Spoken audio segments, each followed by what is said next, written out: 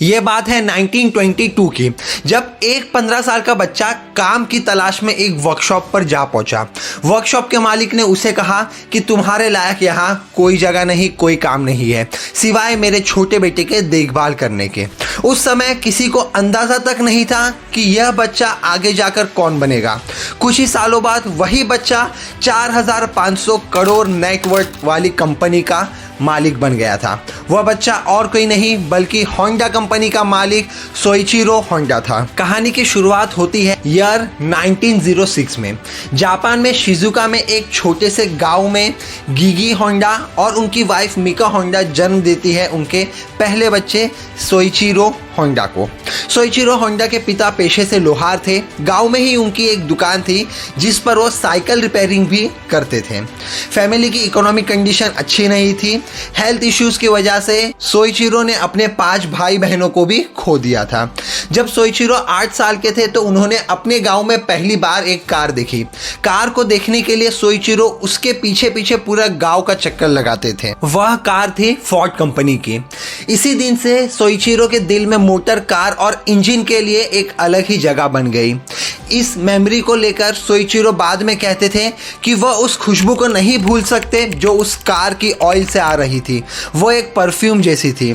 Soichiro को school जाना बिल्कुल पसंद नहीं था। जापान के स्कूल में उस वक्त ईयरली रिपोर्ट कार्ड स्टूडेंट्स को ही हैंड ओवर किया जाता था, जिसे वो अपने फैमिली के पास ले जाते और फिर रबर सील से स्टैंप लगवाकर फिर से स्कूल में सबमिट करते थे। सोइचिरो की रिपोर्ट्स में ग्रेड्स अच्छे नहीं रहते थे। रिपोर्ट कार्ड को घर वालों से छुपाने के लिए उन्होंने खुद ही एक डुप्लीकेट रबर सील बना ली थी। उसका पता उनके घर वालों को तब लगता है जब वह दूसरे बच्चे के लिए भी रबर सील बनाने लगते हैं।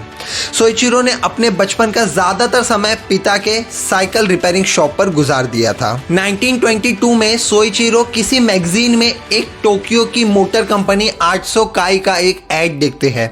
15 साल की उम्र में सोइचिरो अपने घर को छोड़कर निकल जाते हैं अपने सपने को पूरा करने के लिए।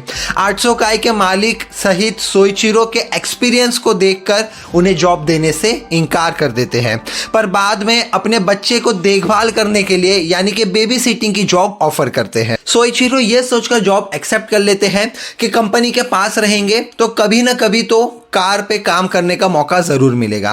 कुछ महीनों बाद जब कंपनी में मैकेनिक्स की कमी होती है तो सोइचिरो को एक हेल्पर के रूप में मौका मिलता है। सोइचिरो इस मौके को नहीं छोड़ते हैं। थोड़े ही दिनों में अपने डेडिकेशन की वजह से वो एक अच्छे मैकेनिक बन जाते हैं। कंपनी के मालिक को भी अब इन पर पूरा भरोसा हो गया था। इसी दौर में सोइचिरो कंपनी की तरफ से मोटर स्पोर्ट्स में भी पार्टिसिपेट करते हैं और ईयर 1924 में जापानीज मोटर कार चैंपियनशिप के विनर भी बनते हैं। कुछ ही दिनों बाद कंपनी के एक ब्रांच में सोइचिरो अपनी पहली रेस कार हमात्सु को बनाते हैं। इस कार को 120 किलोमीटर पर आवर की स्पीड से चलाकर सोइचिरो एक नया स्पीड रिकॉर्ड बनाते हैं जो जापान में आने वाले 20 साल तक कोई नहीं तोड़ पाया।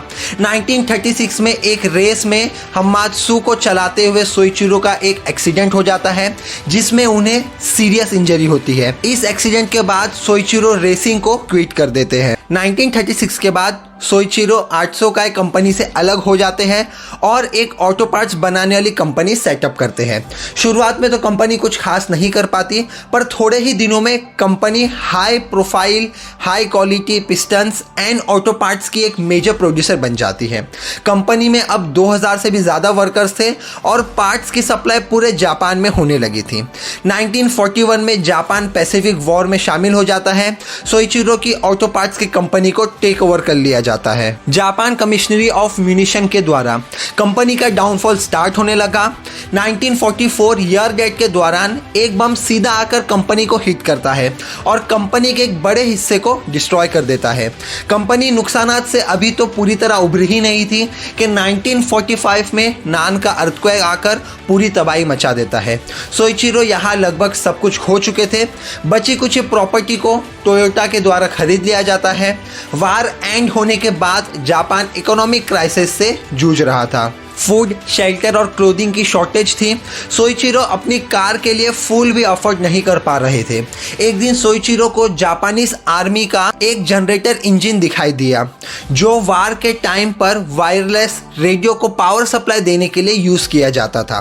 तभी सोइचिरो को आइडिया आया कि वह इस जनरेटर इंजन को साइकिल पर लगा सकते हैं। यह साइकिल पर इंजन लगाने का आइडिया कोई नया नहीं था, क्योंकि साइकिल पर मोटर लगाने का आइडिया यूरोप में ऑलरेडी पॉपुलर हो चुका था। पर सोइचिरो जानते थे कि जापान में चीप ट्रांसपोर्ट की सख्त जरूरत थी। इसी सोच के साथ वह अपने एक पुराने वेयरहाउस में होंडा टेक्निकल रिसर्च को स्टेब्लिश करते हैं। मोटर बाइक्स बनाने के लिए 1946 में ही पुराने इंजन और कुछ स्पेयर पार्ट्स के साथ एक मोटरसाइकिल तैयार कर देते हैं। सस्ती और एफिशिएंट होने की वजह से उनकी मोटर बाइक्स जापान में हिट हो जाती हैं और कई सारे न्यू ऑर्डर्स आने लगते हैं। डिमांड इतनी ज़्यादा हो गई थी कि सोइचिरो को पुराने इंजन ही नहीं मिल रहे थे। डिमांड को पूरा करने के लिए, इंजन की सप्लाई को पूरा करने के लिए सोइचिरो डिसाइड करते हैं कि वह खुद ही नए इंजन डेवलप करेंगे। 1947 में सोइचिरो अपना पहला इंजन टाइप 1 डेवलप कर लेते हैं और पहली बार किसी मशीन पर होंडा कंपनी का लोगो प्रिंट होने जा रहा था। 1948 में सोइचिरो होंडा मोटर्स कंपनी को स्टेब्लिश करते हैं। अफोर्डेबल मोटर बाइक्स बनाने के इस उद्देश्य के साथ एक साल बाद ही होंडा लॉन्च करती है अपनी पहली कंप्लीट मोटरसाइकिल मॉडल डी।